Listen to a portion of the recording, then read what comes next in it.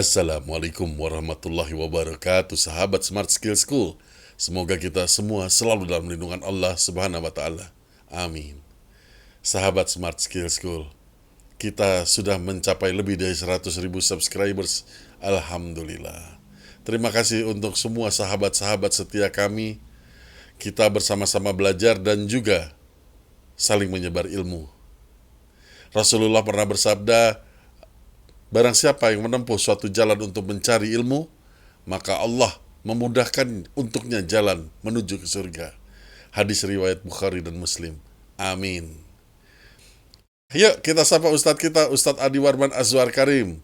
Ustadz, Assalamualaikum, apa kabar? Waalaikumsalam warahmatullahi wabarakatuh. Sehat, berkah, bahagia. Amin ya Allah. Alhamdulillah Ustadz. Ini pertanyaan sedikit di kolom komen. Tapi yang lebih penasaran itu saya Ustadz, karena saya pengen tahu jawabannya. Bagaimana cara kita memilih-milih? Jodoh. Oh, jodoh. Bukan. Ini mengenai harta, Diletakkan di dunia dan jangan di hati. Salah. Eh, Letakkan harta itu di tanganmu, jangan di hati. Oke. Oh, luar biasa nih. Pertanyaan luar biasa. Oke. Jadi bagaimana kita memilah-milah apakah dunia itu kita masih letakkan di tangan kita atau dunia itu udah masuk ke hati kita gitu ya. Oke. Ada tiga tanda-tandanya ketika dunia itu telah berhasil kita letakkan di tangan kita dan bukan di hati kita. Yang pertama, ketika kita kehilangan, kita nggak sedih. Ini men, ini nomor satu nih.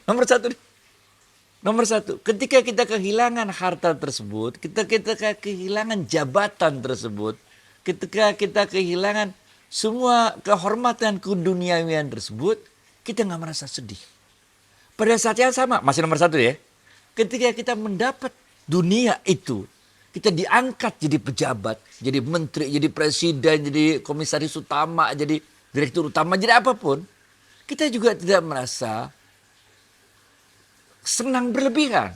Bahkan kita merasa, ya Allah, Engkau sungguh telah memberikan amanah ini padaku, berikan kekuatan padaku untuk mengemban amanahmu ini. Ini yang nomor satu, yang membedakan kita meletakkan dunia pada tangan kita atau meletakkan pada hati kita.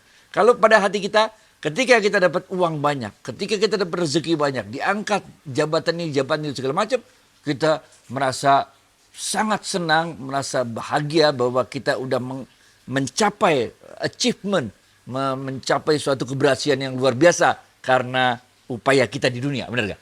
Sebaliknya ketika kita kehilangan itu, kita kehilangan jabatan itu, kehilangan kekayaan itu, kehilangan segala macam, kita merasa sangat sedih karena kita tidak memilikinya lagi. Nah, ini tanda yang pertama. Oke.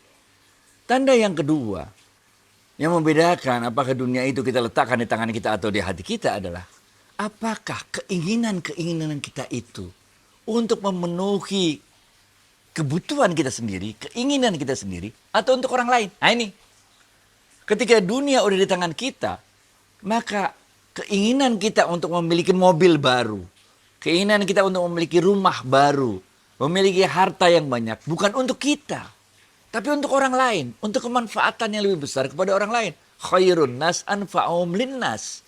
Jadi kita berjuang untuk mendapatkan dunia itu bukan untuk kita, tapi untuk sebanyak-banyaknya manfaat orang lain. Ingat kan cerita Sufi yang kaya raya itu kan? Yang luar biasa kaya rayanya. Tapi bagi dia, semua harta yang dititipkan oleh Allah, semua kehormatan, semua jabatan yang diberikan Allah kepadanya, bukan untuk dirinya. Tapi dia menyediakan dirinya menjadi pralon-pralonnya Allah untuk membagikan semuanya itu kepada orang lain. Jadi tanya aja, kalau mau ganti mobil tiap 3 tahun boleh sih. Tapi apa nih? Buat kita supaya harkat, martabat, kehormatan kita naik. Atau buat kita misalnya ya, menghormati tamu-tamu kita. Sehingga kalau kita ngundang ulama, kita undang ustadz, kita ngundang orang tua kita, om tante kita sediain mobil yang bagus itu. Benar, untuk memuliakan mereka. Ini kan jadi beda, benar gak? Sehingga dunia itu bukan buat menyenangkan, memuaskan hati kita, tapi dunia itu kita taruh di tangan kita untuk memuaskan atau menyenangkan, memuliakan orang-orang yang patut kita muliakan di sekitar kita. Ini tanda-tanda yang kedua. Oke. Yang ketiga adalah, apakah keinginan kita itu berhenti pada level keinginan saja? Wajar. Saya paling senang itu nonton YouTube yang itu review mobil itu, review rumah. Wah, saya paling senang review pesawat terbang. Nonton aja tapi senangnya cuman berhenti pada nonton, cuman dipuaskan keinginan untuk mobil mewah, rumah mewah, pesawat terbang dan segala macam. Itu cuman selesai pada ketika kita mengetahui, oh kayak gitu loh mobilnya, oh kayak gitu rumah yang mewah itu, oh kayak gitu segala macam. Kita bisa mengalahkan itu dan kita puaskan cuman sekedar sampai pada level pengetahuan saja. Beda dengan kalau kita benar-benar berusaha keras untuk mewujudkan keinginan kita itu, untuk mencari dan benar-benar mendapatkannya. Yang kalau kita udah dapetin, ya kalau menurut pengalaman saya sih, sensasinya hilang 6 bulan, 6 bulan hilang. Ada mobil baru, kan udah pernah cerita kan? Ada mobil BMW baru, kita kebut di jalan tol, keluar Purwakarta, balik lagi, keluar Bandung, balik lagi. Cuman mau ini aja, merasakan nikmatnya mobil baru dengan kecepatan tinggi gitu, bener gak? Tapi abis itu ya udah, ternyata hebat loh mobilnya bisa lari sekian. Nah ini yang ketiga. Jadi kalau kita memuaskan atau merasa puas dengan sekedar mendapatkan pengetahuan tentang mobil baru tersebut, tentang rumah mewah tersebut, tentang itu berarti masih bisa kita taruh di tangan, belum masuk ke hati. Tapi kadang-kadang banyak juga orang yang benar-benar setengah mati berjuang untuk mendapatkan itu, dan setelah dia dapatkan, ya namanya juga dia udah merasa berjuang habis-habisan untuk merealisasikan mimpinya kan. Ya, itu mah gampang banget tergelincirnya dia jadi sombong, bener gak? Nah, kalau udah sombong udah repot dah. Itu kalau turun dari mobil, kalau nggak di lobi paling depan kagak berhenti dia, bener gak? Dia nunggu sampai orang rame baru turun, bener gak? Biar orang lihat bahwa dia punya mobil yang bagus. Itulah kira-kira 3 hal yang tanda-tanda awal atau tanda utama membedakan kita apakah dunia kita taruh di tangan atau kita taruh di hati. Baik to you, Fit.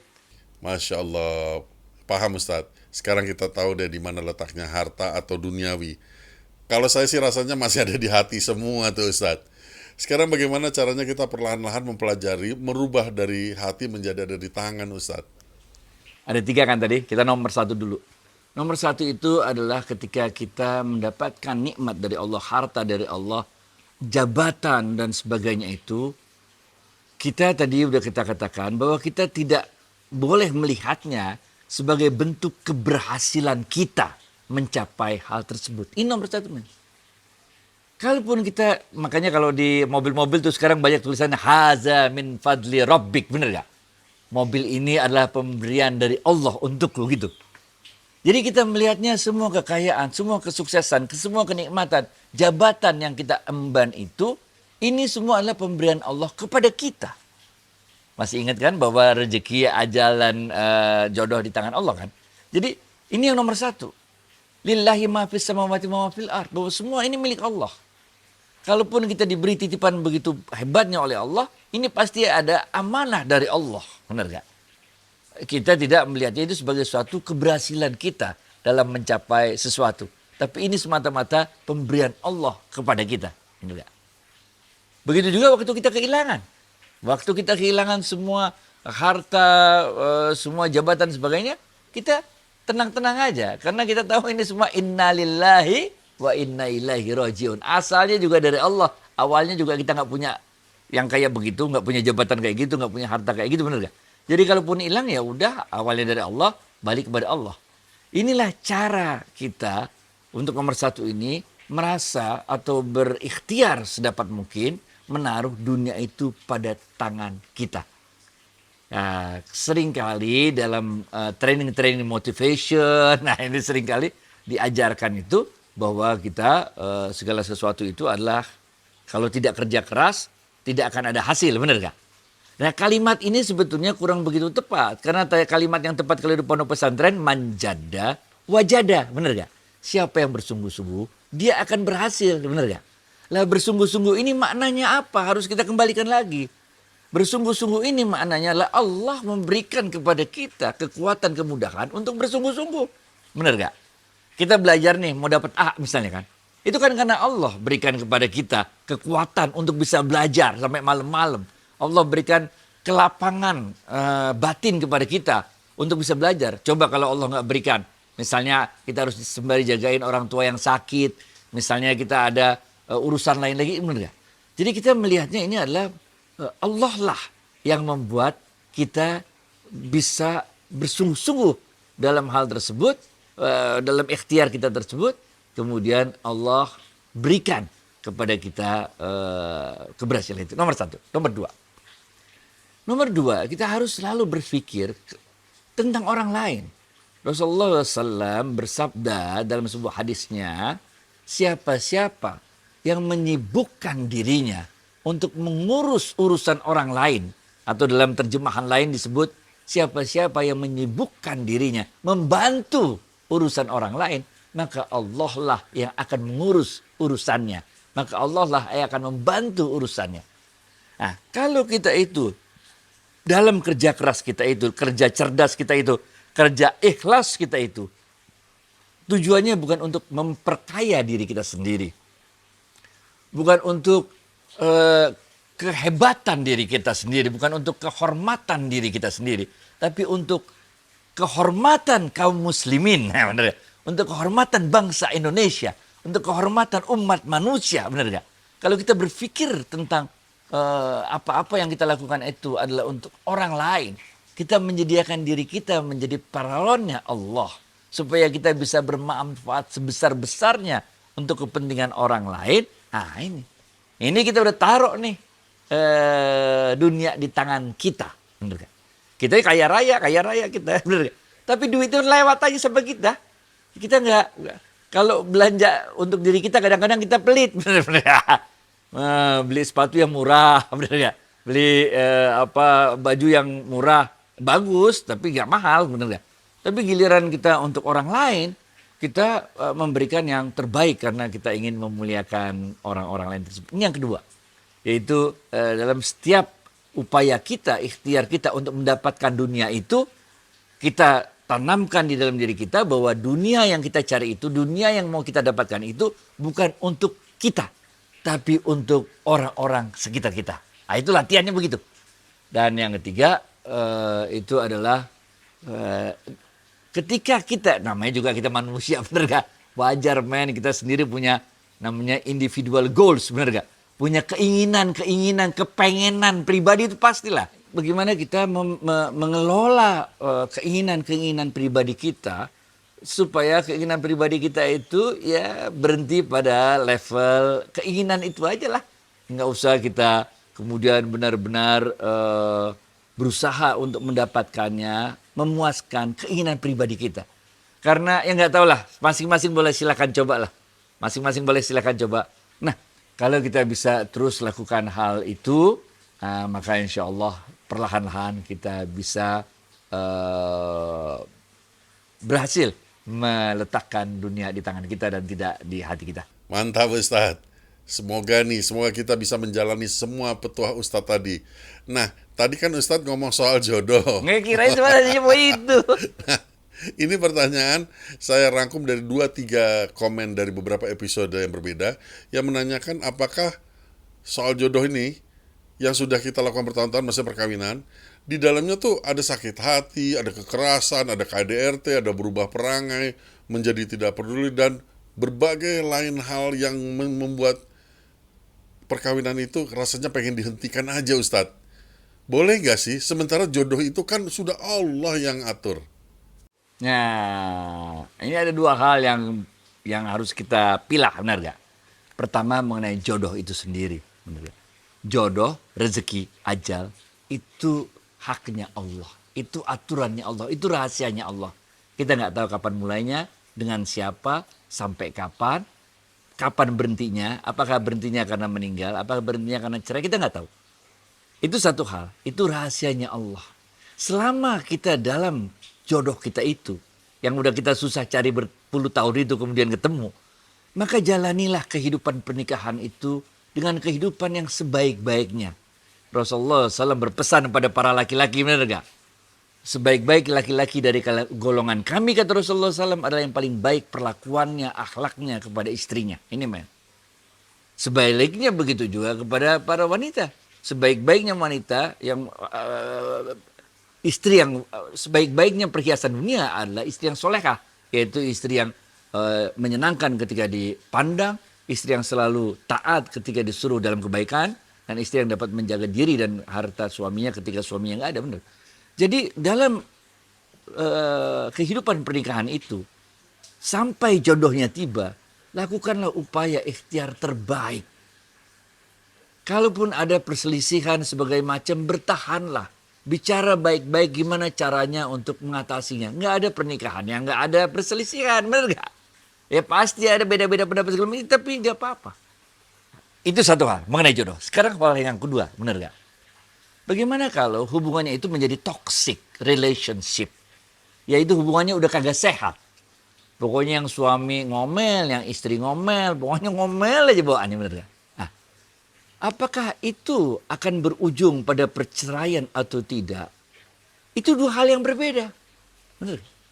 Ada orang yang ribut terus tiap hari tapi nggak cerai-cerai. Benar nggak? Benar nggak? Karena emang jodohnya belum jatuh tempo. Ya gitu aja udah akhirnya biasa dia. Emang udah part of the game udah gitu. Ngomel-ngomelnya berdua tuh suami istri. Ya anaknya juga udah senyum-senyum aja. Emang kayak begitu tuh mama sama papa. Modelnya begitu tuh. Gaya hubungannya, bener. Jadi ada orang yang cekcok terus kelihatannya dari luar. Tapi dengan cepat bisa baikan lagi dan sebagainya. Sehingga mereka nggak cerai-cerai, bener gak? Tapi ada juga orang yang baik aja terus sepanjang-panjangnya, bener gak? Tahu-tahu di ujungnya cerai aja gitulah.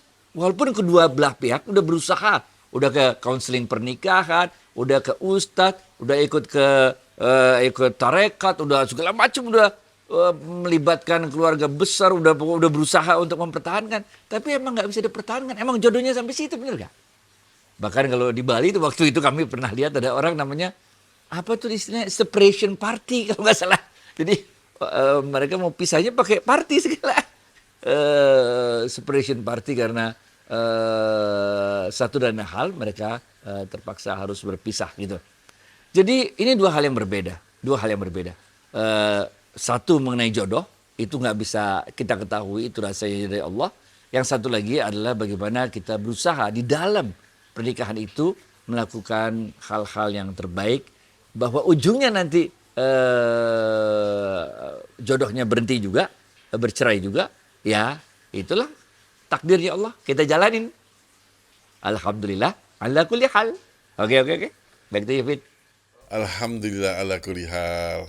Bener banget Ustaz.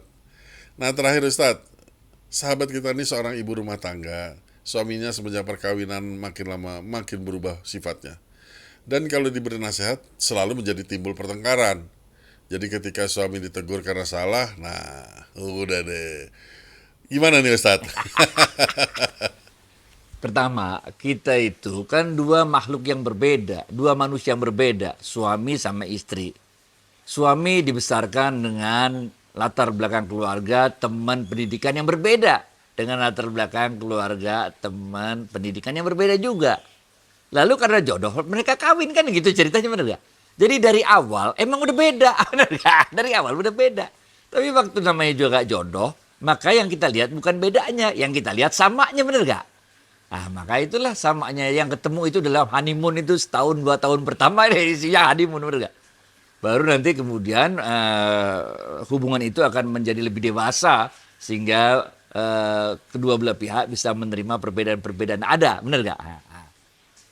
Bahwa kemudian hari, karena dua orang ini kan juga walaupun dalam kehidupan pernikahan, tapi kan teman-teman, kantor dan sebagainya, bahan tontonan, bahan bacaan kan bisa beda. Ya, misalnya ya suaminya ikut pengajian yang model tasawuf misalnya, bener gak? sedangkan istri dia ikut pengajian yang model fikih misalnya, benar nggak? Ini kan dua hal yang berbeda. Nanti mulailah karena punya pengetahuan baru yang berbeda, akhirnya waktu bawa ke rumah, dua-duanya men-sharing dua hal yang berbeda, benar nggak? Itu kalau yang baik sama baik. Sekarang kita bayangin kalau misalnya suaminya hidupnya tertekan. Anak-anak mulai gede, mesti masuk sekolah, mesti bayar universitas. Oh, syukur kalau yang dapat di negeri, kalau dapat yang di swasta segala macam. Jadi ada tekanan lagi dari suaminya. Belum lagi office politik di kantor yang nggak bisa diceritain semua ke istri. Bayar gontok-gontokannya di kantor, bener. Jadi suaminya itu tertekan hidupnya. Dan karena tertekan, bener gak? Di kantor dia ngomel sama bos nggak bisa. Lah dia kebawa-bawa ke rumah kayaknya, dia, bener gak? Jadi suaminya yang tadinya begitu romantis, begitu baik, sekarang suaminya jadi suka ngomel-ngomel di rumah, bener gak? Bukan karena dia kesal sama bininya, bukan. Tapi karena tekanan hidup yang berat. Mikirin bagaimana untuk bayar anak sekolah, bener gak? Nah, jadi mulailah suaminya ngomel-ngomel, sensi jadi orangnya. Bininya jadi, bagaimana sih kok jadi ngomel-ngomel terus? Lah suami kalau dibegituin kagak bisa, men. Suami kalau lagi ngomel-ngomel malah ditantangin, kenapa ya ngomel, kenapa begini, kenapa ayah kok berubah, nggak bisa. Malah kita harus kalau gitu, lu peluk dah suaminya, bener gak? Lu ajakin yang romantis-romantis. Jadi hal itu adalah satu upaya untuk kedua belah pihak selalu memperbaharui cintanya. Ini kalau dalam hadisnya menangnya, jaddidu imanakum bila ilaha illallah. Jangankan hubungan antara cinta dua orang suami istri. Kepada Allah pun kita, Rasulullah SAW mengatakan, jaddidu imanakum. Perbaharuilah imanmu itu. Kita disuruh perbaharui loh. Jaddidu imanakum bila ilaha illallah. Dengan kalimat la ilaha illallah. Itu sebabnya kalau dalam ilmu tarekat misalnya, kita itu untuk menghidupkan hati, untuk selalu memperbaharui hati kita, itu kita akan diajarin baca kalimat la ilaha illallah, la ilaha illallah, kan gitu kan? Nah, itu supaya kalau ibaratnya donor darah tuh supaya darahnya ganti terus tuh gitu. Begitu juga dengan kehidupan pernikahan. Jadi luangkanlah waktu untuk saling memperbaharui, buat honeymoon kedua, honeymoon ketiga, honeymoon keempat, benar gak? Kadang-kadang kita masih terus liburan tahunan, tapi liburan tahunan menjadi ritual. Apalagi kalau udah bawa anak-anak segala macam, sehingga kita nggak bisa lagi mengulangi sensasi honeymoon ketika dulu kita baru kawin. Jadi baguslah liburan sama keluarga, sama anak-anak. Kadang-kadang bawa orang tua juga bagus, keren. Tapi coba juga liburan yang cuma berdua lah. Kalau udah lama nggak liburan berdua, itu kadang-kadang liburan berdua jadi bingung mau ngomong apa. Bener nggak? Diam sama diam jadi tidur sama tidur di atas pesawat, tidur sama tidur, di mobil tidur sama tidur, di atas kapal tidur sama tidur. Kacau. Jadi coba kita nyalakan lagi api cinta itu, karena sesungguhnya kita adalah ruh yang dipertemukan oleh Allah dengan jodoh kita. Jadi insya Allah itu apinya, kayu bakar untuk menghidup pada apinya masih tetap ada di situ. Oke. Back to you, Fit. Wah, ini api cinta yang tak pernah padam. Dahsyat. Lagunya siapa ini? Baik, terima kasih Ustadz atas waktu dan tausiahnya. Assalamualaikum warahmatullahi wabarakatuh. Waalaikumsalam warahmatullahi wabarakatuh. Thank you.